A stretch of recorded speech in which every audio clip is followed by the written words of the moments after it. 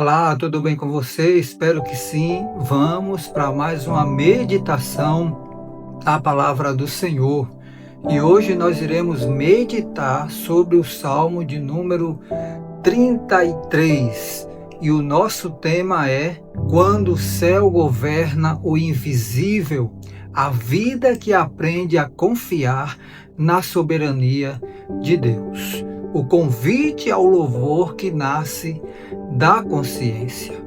Há momentos em que a alma se encontra silenciosa não por paz, mas por distração, ocupada demais com a terra para perceber o céu. O Salmo 33 começa com um chamado que rompe essa distração. Regozijai-vos, ó justos, no Senhor.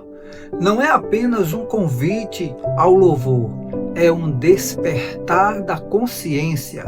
Antes mesmo de falar sobre problemas humanos, o salmista nos reposiciona. Deus não é um recurso de emergência, ele é o centro de tudo. Como observa Matthew Henry, o louvor não é apenas uma resposta às bênçãos, mas um dever contínuo que mantém a alma alinhada com Deus. Quem não aprende a louvar antes da vitória, dificilmente reconhecerá Deus depois dela. E assim, desse chamado ao louvor, somos conduzidos ao primeiro grande fundamento da vida espiritual. A palavra que cria, sustenta e ordena. Salmos 33, versos de 4 a 9. O salmista declara que a palavra de Deus é reta, fiel e poderosa. Foi por ela que os céus foram feitos. Aqui entramos na dimensão da confiança intelectual e espiritual. O ser humano busca segurança em previsões, dados e estruturas, mas o Salmo nos lembra que tudo o que existe está sustentado por uma palavra invisível. João Calvino comenta: não há estabilidade no mundo fora da vontade de Deus. Tudo o que parece firme é sustentado por sua palavra. Essa verdade confronta nosso comportamento ansioso. Queremos controlar o que já está sob o controle divino. A mesma voz que disse haja luz ainda sustenta o seu amanhã. E quando entendemos que Deus governa pela sua palavra, somos levados a refletir sobre algo ainda mais profundo. Se Deus governa pela palavra, então os planos humanos não são absolutos. E isso nos leva a encarar a tensão entre o que planejamos e o que Deus determina. Os planos humanos e o conselho de Deus.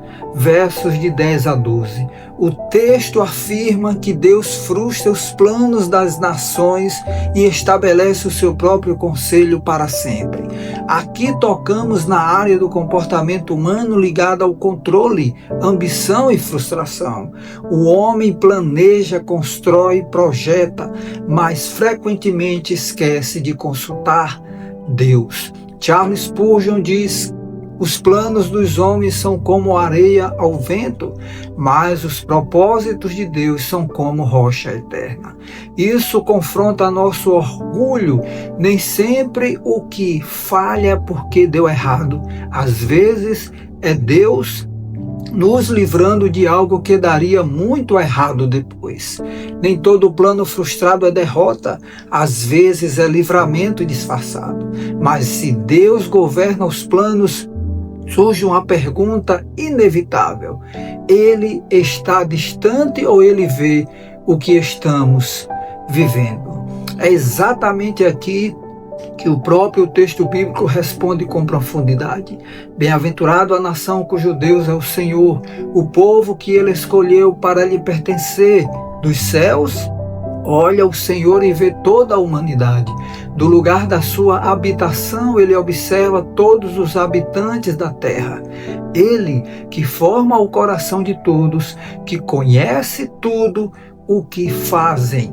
Salmos do versículo 12 ao 15. Se Deus intervém nos planos, então Ele observa os caminhos. E isso nos leva a uma revelação que mexe com nossas emoções mais profundas. O Deus que vê e discerne o coração, versos de 13 a 15. O salmista declara que Deus olha desde os céus e vê todos os filhos dos homens. Ele forma o coração de cada um e entende todas as suas obras. Aqui entramos na dimensão emocional e moral do ser humano. Intenção, motivação e caráter. Não há máscaras diante de Deus. Aquilo que escondemos das pessoas está exposto diante dele. Agostinho de Hipona afirmou: Deus está mais íntimo de nós do que nós mesmos. Isso é confrontador, mas também profundamente consolador, porque o mesmo Deus que vê nossas falhas também vê nossas dores silenciosas. Você pode esconder sua dor do mundo, mas nunca daquele que pode curá-la.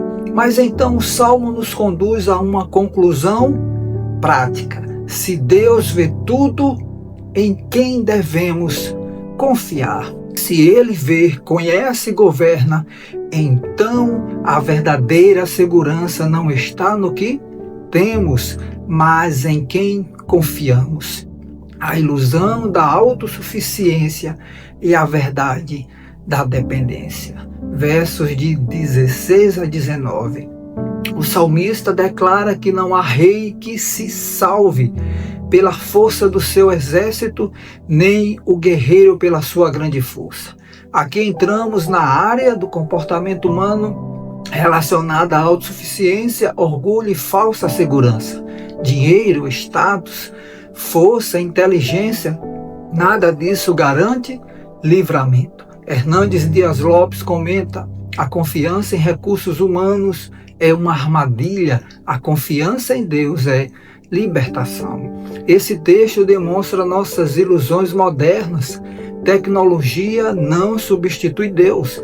Planejamento não anula a dependência. Força não vence o invisível. Aquilo que você usa como segurança pode ser exatamente o que te afasta de Deus. Mas então, depois de desconstruir nossas falsas bases, o Salmo nos leva ao seu ponto mais alto. Depois de revelar quem Deus é, o que Ele faz e o que não pode nos salvar, o salmista nos convida a uma decisão. A esperança que sustenta a alma, dos versos 20 ao 22. A nossa alma espera no Senhor. Ele é o nosso auxílio e escudo. Aqui está o ápice.